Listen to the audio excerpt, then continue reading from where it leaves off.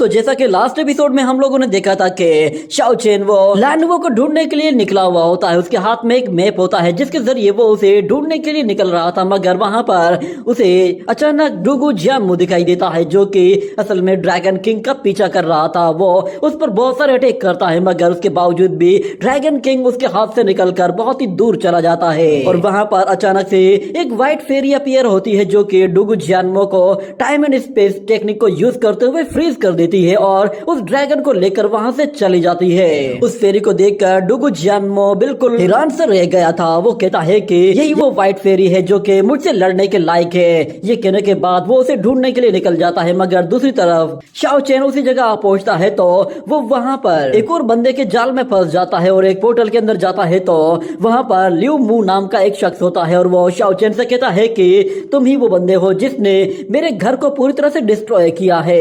मगर Shao chain उसे साफ साफ बताता है कि हम लोगों से बस थोड़ी सी मिस्टेक हुई है। मगर वो बंदा शाओ चेन को मारने की कोशिश करता है तो शाओ चेन भी उसके साथ फाइट करता है, जिसके बाद उन दोनों की लड़ाई के नतीजे में शाओ चेन उसे हरा देता है, जिसकी वजह से वो बंदा फिर शाओ चेन को माफ कर देता है। और अगले सीन में हमें एक और वैली का सीन दिखाया जाता है। वहाँ पर अचानक से एक लड़की अपीयर होती है और वो वहाँ पर आते ही दूसरी लड़की से कहती है कि मैंने यहाँ पर हर एक चीज को अच्छी तरह से चेक कर लिया है, मुझे आसपास के इलाके में कहीं भी ड्रैगन किंग के कोई भी ट्रेसेस नहीं मिले। जरूर ये किसी ने गलत अफवाह फैलाई होगी कि ड्रैगन किंग यहाँ पर अपीयर हुआ है। अगर वो यहाँ पर अपीयर हुआ भी होता तो हमें उसके ट्रेसेस जरूर मिल जाते। ये न्यूज जरूर किसी ने जानबूझकर फैलाई है। जरूर कोई ना कोई बंदा है जो कि यहाँ पर कोई ना कोई नया प्लान बना रहा है। इतने में अचानक उन्हें सामने से कोई आवाज सुनाई देती है तो वो कहते हैं कि कौन है वहाँ पर, और दूसरी लड़की कहती है कि ये तो सिस्टर की वॉइस थी। ये कहने के बाद वो भागते हुए जाती है तो सामने से एक मास्क वॉरियर बहुत ही फास्ट स्पीड के साथ उसकी तरफ आते हुए उसे मारने की कोशिश करता है, मगर वो पहले वाली लड़की फौरन से आगे बढ़ते हुए अपनी अम्ब्रेला शील्ड टेक्निक को यूज करते हुए उसके अटैक को वहीं पर ही रोक देती है और फौरन से पीछे हटकर उस बंदे से कहती है कि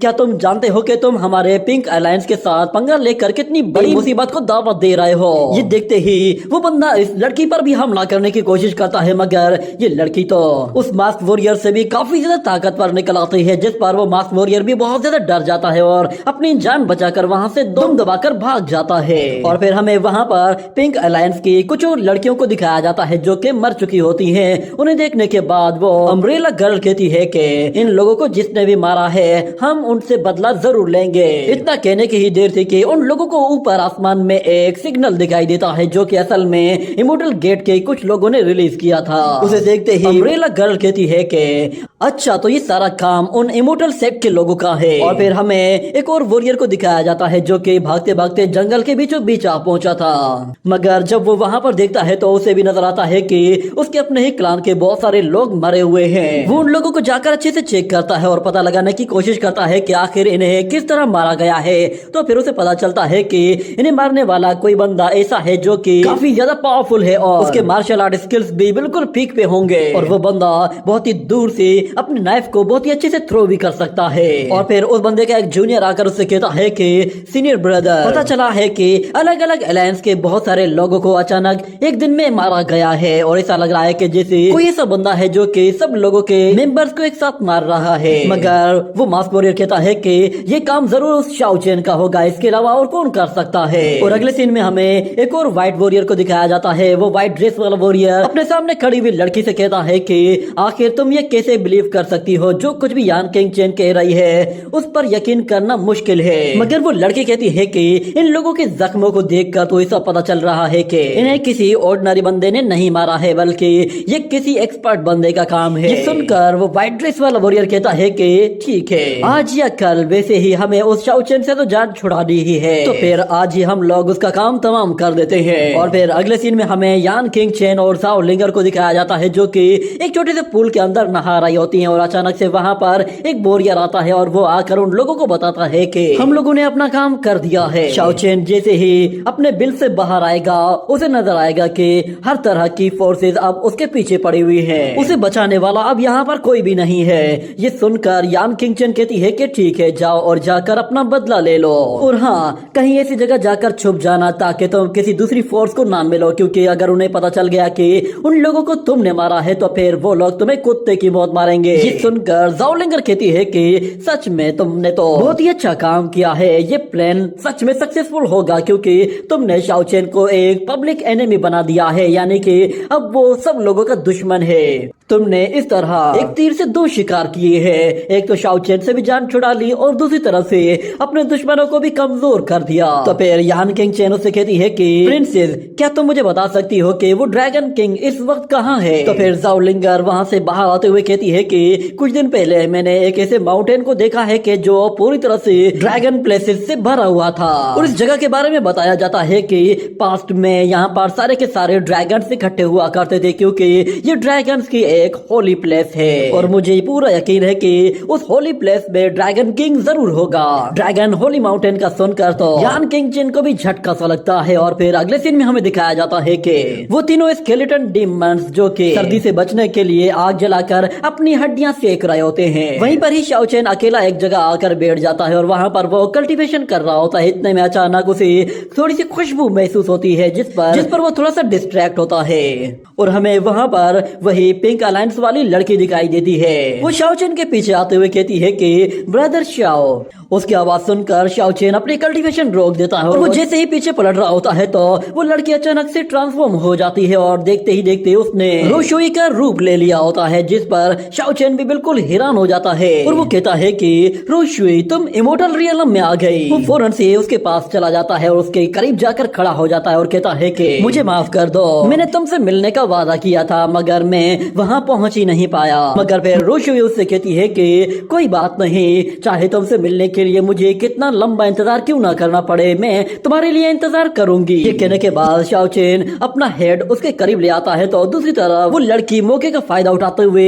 अपने अम्ब्रेला से एक नाइफ निकालकर उसे मारने ही वाली होती है, मगर शाओ चेन उसका हाथ पकड़ लेता है जिस पर वो खुद हैरान होकर उस लड़की को देखता है और कहता है कि कौन हो तुम? ये सुनते ही वो लड़की फिर अपने दूसरे हाथ से नाइफ पकड़कर उसे मारने की कोशिश करती है तो शाओ चेन पीछे चला जाता है, जिसके बाद वो लड़की फिर शाओ चेन से कहती है कि तुम ही वो बंदे हो जिसने मेरे पिंक क्लान की बहुत सारी लड़कियों को मारा है। ये कहने के बाद वो अपने अम्ब्रेला के साथ उस पे अटैक करती है तो उसका अम्ब्रेला शाओ चेन के बिल्कुल पास से होके गुजरता है, उसमें बहुत सारे नोकीले एरोज लगे हुए होते हैं और वो शाओ चेन से कहती है कि आज मैं यहाँ पर अपनी सिस्टर्स का बदला लेने के लिए आई हूँ। ये कहने के बाद वो अपना अम्ब्रेला दोबारा से थ्रो करती है तो हमें दिखाया जाता है कि वहाँ पर वो अम्ब्रेला तो मल्टीप्लाई हो जाता है जो कि चारों तरफ गोल गोल घूमने लगता है और शाओ चेन बीच में बिल्कुल अकेला खड़ा हुआ होता है और वो लड़की भी उसके चारों तरफ गोल गोल मूवमेंट करने लगती है तो शाओ चेन उससे कहता है कि मैं नहीं जानता कि तुम्हारे लोगों को किसने मारा है, इसमें मेरा कोई लेना देना नहीं। मगर वो लड़की फिर भी उसकी बात नहीं मानती और उस पर आकर जैसे ही वार करने वाली होती है तो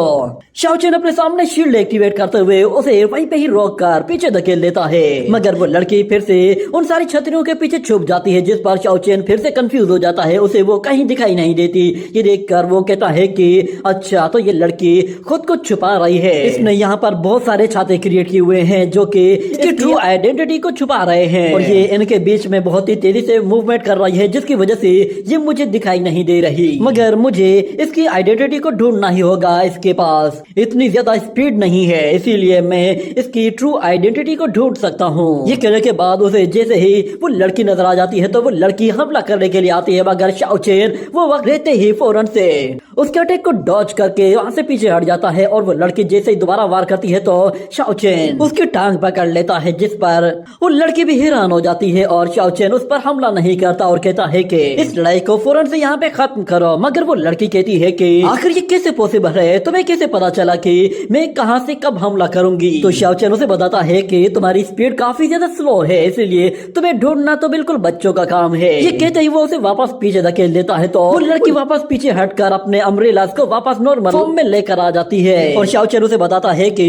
अगर मैं वाकई में तुम्हें या फिर तुम्हारे क्लान के किसी बंदे को मारना चाहता होता तो शायद मैं तुम्हें भी कब कब मार चुका होता, क्योंकि तुम्हारे पास जितनी स्ट्रेंथ है तुम तो कब कब मेरे हाथों मारी जा चुकी होती। ये सुनकर वो लड़की कहती है कि वो मास्क मैन जिसने हमारी उन लड़कियों को मारा था ये बंदा उससे बहुत ज्यादा ताकतवर है, लगता है कि हम लोगों से कोई गलती हुई है। ये कहने के बाद वो फौरन से शाओ चेन के पास जाने का डिसाइड करती है और कहती है कि क्यों ना मैं इसके साथ एक अलायंस बना लूं, ये लड़का बहुत ताकतवर है, ऊपर से हम लोग पहले ही इमोर्टल गेट सेट के लोगों के ट्रैप में फंस चुके हैं। और फिर शाओ चेन उस लड़की से कहता है कि मेरे पास तुमसे कहने के लिए कुछ भी नहीं है इसीलिए तुम जा सकती हो, मगर वो लड़की सोचते हुए कहती है कि इस वक्त तो सिचुएशन बहुत ही ज्यादा खराब है, इस आइसलैंड में हर तरफ खून खराबा है और लोग पहले ही बहुत सारे अलायंस बना रहे हैं। क्यों ना हम लोग शाओचेन के साथ एक अलायंस बना ले, हो सकता है कि मुश्किल वक्त में ये लड़का हमारे किसी काम आ जाए। ये कहने के बाद वो फौरन से शाओचेन के पीछे चली जाती है और उससे जाकर कहती है कि जरा 1 मिनट के लिए रुको। तो शाओचेन कहता है कि मैं तुमसे अब कुछ भी नहीं कहना चाहता। मगर वो लड़की कहती है कि सीनियर ब्रदर, मैं जानती हूँ कि हमारे बीच में बस थोड़ी सी मिसअंडरस्टैंडिंग हुई है। पिंक अलायंस की तरफ से मैं रुयान आपसे माफी मांगती हूँ। मगर फिर शाओचेन उससे कहता है कि क्या तुम मुझे जानती हो? मगर फिर वो लड़की कहती है कि मैं बस इतना जानती हूँ कि ब्रदर शाओचेन ने गु लुओ को मारा है। गु लुओ वही यंग प्रिंस है जो कि ज़ाओलिंगर का दीवाना था और शाओचेन के हाथों मारा गया था। और वो लड़की बताती है कि मैं तो इतना भी जानती हूँ कि तुमने कुछ स्पेल कास्टर्स के साथ भी फाइट की है और इसके अलावा भी मैंने तुम्हारे बारे में पहले ही बहुत कुछ सुन रखा है। तुम इस आइसलैंड में बहुत ही ज्यादा फेमस हो चुके हो, इसीलिए मैं चाहती हूँ कि तुम हमारे पिंक अलायंस के साथ जुड़ जाओ। हमारे साथ फ्रेंडशिप कर लोगे तो तुम्हें यहाँ पर सिक्योरिटी भी दी जाएगी। हम तो पहले से ही तुम्हारे आगे हार मान रहे हैं कि हम तुमसे फाइट नहीं करेंगे। मगर शाओचेन उन लोगों से कहता है कि तुम लोग मेरे साथ दोस्ती करना चाहते हो, जबकि तुम लोग जानते हो ना कि मेरे कितने दुश्मन हैं। मगर वो लड़की कहती है कि ब्रदर शाओचेन, तुम्हें अपने दुश्मनों को इतना भी ज्यादा सीरियस नहीं लेना चाहिए, वो कोई इतने खतरनाक नहीं। और वैसे भी हमारा ये अलायंस तो एक सीक्रेट अलायंस होगा, हम लोग पब्लिक अलायंस नहीं बना रहे। हमारे अलायंस के बारे में बस हम लोग ही जानते होंगे और किसी को पता नहीं चलेगा। हम लोग बस मुश्किल वक्त में एक दूसरे की हेल्प करेंगे ताकि मुश्किल टाइम में हम लोग एक दूसरे को मुसीबत से बाहर निकाल सके। ये सुनकर शाओचेन के दिमाग में एक आइडिया आता है और वो फौरन से हाँ कर देता है और कहता है कि आजकल मेरा जैसा लक चल रहा है तो मुझे लगता है कि मैं बहुत जल्द किसी बुरी सिचुएशन में फंसने वाला हूँ और शायद मैं तुम लोगों को हेल्प के लिए बुला सकता हूँ। ये सुनकर वो लड़की हंसना शुरू कर देती है और कहती है कि ब्रदर शाओचेन, तुम अच्छा मजाक करते हो, तुम्हारी स्ट्रेंथ के सामने कौन भला तुमसे पंगा लेगा। बल्कि मैं तो जानती हूँ कि तुम बड़े से बड़े खतरे को भी आसानी से मुंह दे सकते हो, पर अगर फिर भी तुम्हें हमारी मदद की जरूरत हो तो फिर हमें बुला लेना। ये कहने के बाद वो लड़की फौरन से वहाँ से चली जाती है और शाओचेन वहाँ पर खड़े खड़े कहता है कि मुझे इमोर्टल रियलम में आए हुए 4 महीने हो चुके हैं और मैं अभी तक नहीं जानता कि आखिर मैं यहाँ से बाहर निकलूं कैसे। ऊपर से मुझे रुशुई के बारे में भी कुछ नहीं मालूम कि आखिर वो वहाँ पर कैसी है और क्या कर रही है। अगले सीन में हमें उसी छोटी सी कैट को दिखाया जाता है। शाओचेन उन स्केलेटन डीमंस के साथ उसके पीछे जा रहा होता है और वो लोग उसी मैप को फॉलो कर रहे थे ताकि वो लोग लानुओ को जल्द से जल्द ढूंढ सके और यहाँ से वापस बाहर जा सके। मगर वो कहता है कि मैंने तो पूरे के पूरे डेड सी को अच्छी तरह से ढूंढ लिया है, मगर उसके बावजूद भी मुझे लानुओ कहीं भी नहीं मिली। मुझे समझ में नहीं आ रहा कि अब मुझे जाना कहाँ चाहिए। इतने में अचानक वो छोटी सी कैट अपने उसी डिवाइन ट्री को बाहर निकालती है जो कि उसे किसी डायरेक्शन की तरफ इशारा करता है और वो कैट फिर शाओचेन से कहती है कि हमें वहाँ जाना है। ये कहने के बाद वो फौरन से एक दरख्त के ऊपर चढ़ जाती है और वहाँ से देखती है तो उन लोगों को एक माउंटेन दिखाई देता है जो कि असल में एक कटा हुआ दरख्त होता है। उस तरफ शाओचेन उस कैट से कहता है कि आखिर यहाँ पे मसला क्या है, तुम किस चीज की तरफ इशारा कर रहे हो। तो फिर शाओचेन जब वो उस ट्री की तरफ देखता है तो वो कहता है कि ये कोई माउंटेन नहीं बल्कि ये एक दरख्त है जिसे बीच से काटा गया है। ये कहने के बाद वो लोग जैसे जैसे आगे बढ़ते हैं तो उन लोगों को वहाँ पर एक अजीब सी जगह दिखाई देती है जहाँ पर उन लोगों को किसी अजीब चीज के ट्रेसेस मिलते हैं और वो स्केलेटन डीमन फिर आपस में कुछ बातें करना शुरू कर देते हैं। और शाओचेन कहता है कि अच्छा, तो हम लोग जिस माउंटेन को ढूंढ रहे थे वो माउंटेन नहीं बल्कि इस कटे हुए दरख्त का एक पीस था। और इस तरफ कुकू वो ढूंढते ढूंढते अचानक से एक अंडे के शेल की तरफ चली आती है। वो अंडा असल में किसी चीज का था मगर मालूम नहीं कि वहाँ पर वो क्या चीज थी जो कि उस अंडे से निकली है। मगर कुकू उस अंडे के बीच में बैठकर गोल गोल घूमना शुरू कर देती है जिसमें उसे काफी ज्यादा मजा आ रहा था। और फिर शाओचेन उससे कहता है कि अच्छा, तो ऐसा लग रहा है कि ये जगह तुम्हारा घर है। ये कहने के बाद वो अपने आसपास देखता है तो उसे वहाँ पर कोई दिखाई नहीं देता, जिस पर वो कुकू से कहता है कि क्या यहाँ पर तुम बिल्कुल अकेले हो। तो कुकू फौरन से अपने फोरहेड से उसी एंशिएंट ट्री को बाहर निकालते हुए उसके अंदर से थोड़ी सी एनर्जी शाओचेन की बॉडी में ट्रांसफर करती है तो शाओचेन को कुछ दिखाई देता है। वो उसकी पास मेमोरी में चला जाता है जहाँ वो देखता है कि कुकू एक अंडे में बंद थी। जब वो अंडा टूटता है तो कुकू उसके अंदर से बाहर निकल आती है। उसके आसपास और कोई भी नहीं होता, इसीलिए वो अपने सामने आने वाली हर एक चीज के साथ खेलना शुरू कर देती है। और वो डिवाइन ट्री बचपन से ही उसके साथ मौजूद है। और कुकू को अपने पेरेंट्स के बारे में भी कुछ मालूम नहीं था कि वो कौन है, मगर वो बस वहाँ पर खेलते खेलते यहाँ वहाँ टहल रही होती है। मगर जब वहाँ पर बारिश हो जाती है तो वो अपना सर छुपाने के लिए कहीं चली जाती है, मगर वहाँ पर वो एंशिएंट ट्री वो उसकी मदद करता है। इसी तरह वो उस अंडे को ही अपना घर बना लेती है और फिर वहाँ पर ही काफी ज्यादा टाइम स्पेंड करती है, मगर उसे वहाँ पर कोई और नहीं मिलता, ना ही उसके पेरेंट्स, ना ही कोई दोस्त, ना ही कोई और क्रीचर जो कि उसके बारे में कुछ जानता हो। तो उसकी पास मेमोरीज देखने के बाद शाओचेन कहता है कि अच्छा, तो अब समझ में आया कि ये सीक्रेट ट्री कहाँ से आया है। जरूर यहाँ पर तुम्हारे पेरेंट्स रहा करते होंगे जिन्होंने ये सीक्रेट ट्री तुम्हारे लिए ही यहाँ पर छोड़ा है, और तुम बहुत ही लंबे टाइम से अपने पेरेंट्स को ढूंढ रही हो। तुम यहाँ पर बिल्कुल अकेली हो और मैं भी यहाँ पर बिल्कुल अकेला हूँ। मैं भी अपने घर वापस जाना चाहता हूँ और तुम भी अपने पेरेंट्स से मिलना चाहती हो। हम दोनों का मकसद बिल्कुल एक ही है, हम दोनों वापस अपने घर जाना चाहते हैं। चलो, तो इससे हमें एक बात का तो पता चला कि हम दोनों की मंजिल एक ही है।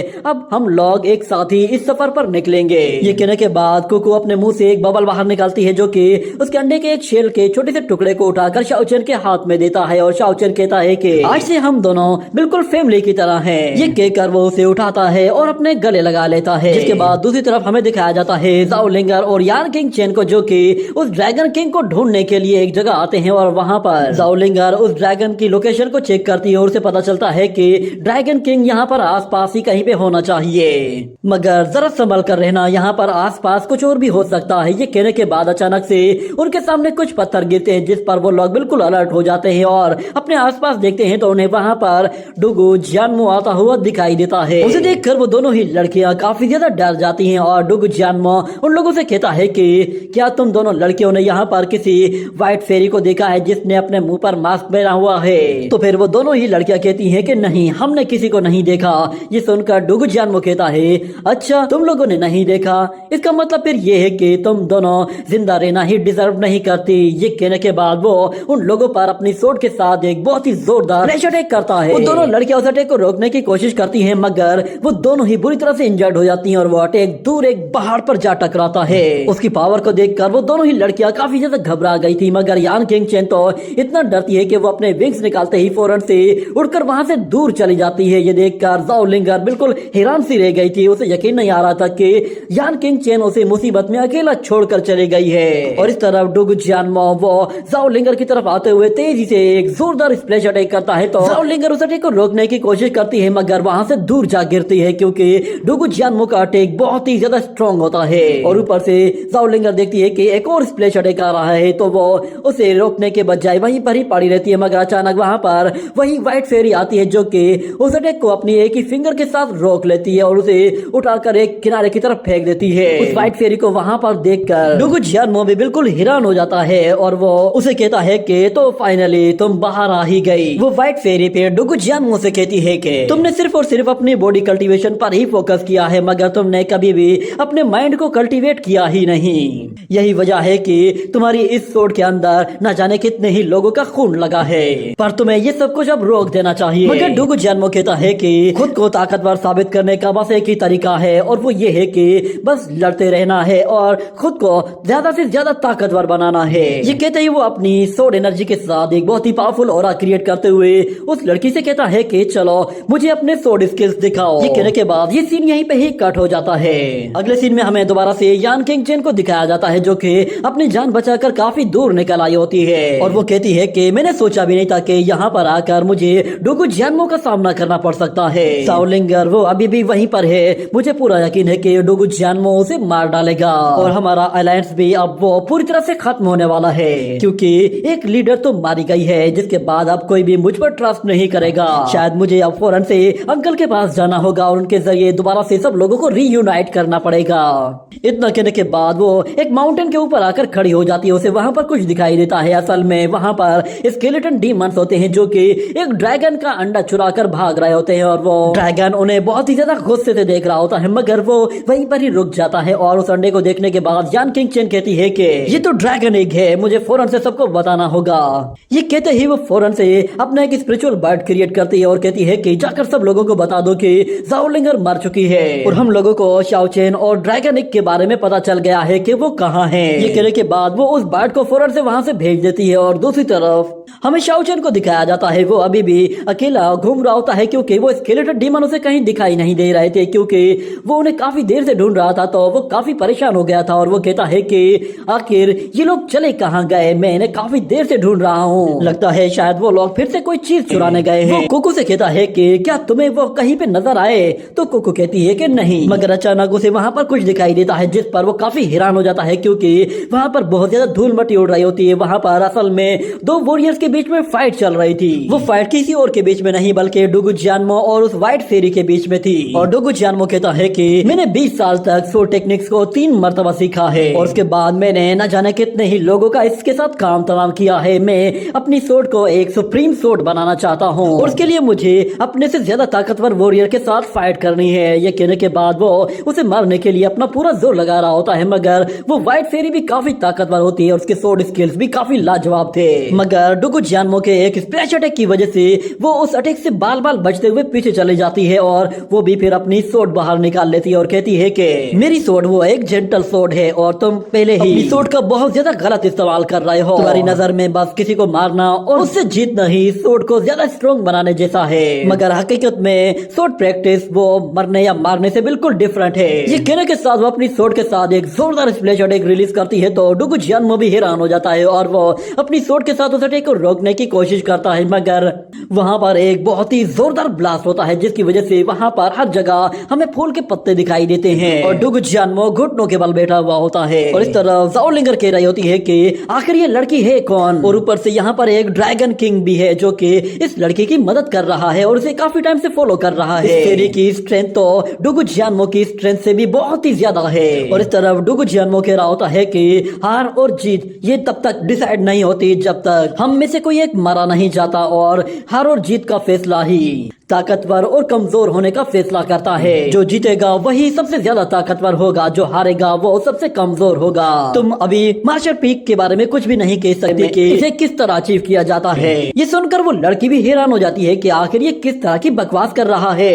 ये कहते ही वो फौरन से अपनी एनर्जी के जरिए एक दरख्त की छोटी सी ब्रांच को काट कर अपनी तरफ ले आती है और कहती है कि चलो तो फिर आ जाओ, देखते हैं कि कौन कितना ताकतवर है। मेरी सोड वो एक जेंटल सोड है। ये कहने के बाद डुगु जियानमो जैसे हमला करने के लिए आता है तो दूसरी तरफ वो फेरी पेयर उस ब्रांच को यूज करते हुए उसके सोड अटैक को रोकते हुए उसे वापस पीछे धकेल रही होती है, जिसके बाद उन दोनों के बीच में काफी ज्यादा देर तक लड़ाई चलती रहती है। वो दोनों ही एक दूसरे पर काफी तगड़े वार कर रहे होते हैं, मगर वो फेरी तो अपनी उसी ब्रांच के साथ ही उसके साथ फाइट कर रही थी और उसे बिल्कुल बराबर की टक्कर दे रही होती है। और डुगु जियानमो पर हमला करने के लिए वो उसकी ही सोड के ऊपर खड़ी हो जाती है, जिसके बाद वो उस फ्लावर ब्रांच से हमला करती है तो डुगु जियानमो उससे बाल बाल बचते हुए पीछे चला जाता है और वो दोनों ही दोबारा से एक दूसरे पर आकर जोरदार हमला करना शुरू करते हैं। और इतने में हमें शाओ चेन को दिखाया जाता है। वो कहता है कि ये तो डुगु जियानमो है, आखिर ये यहाँ पर किसके साथ फाइट कर रहा है, ये लड़की आखिर है कौन जो कि डुगु जियानमो को टक्कर दे रही है। मगर अचानक कोको उसे दूसरी तरफ इशारा करती है तो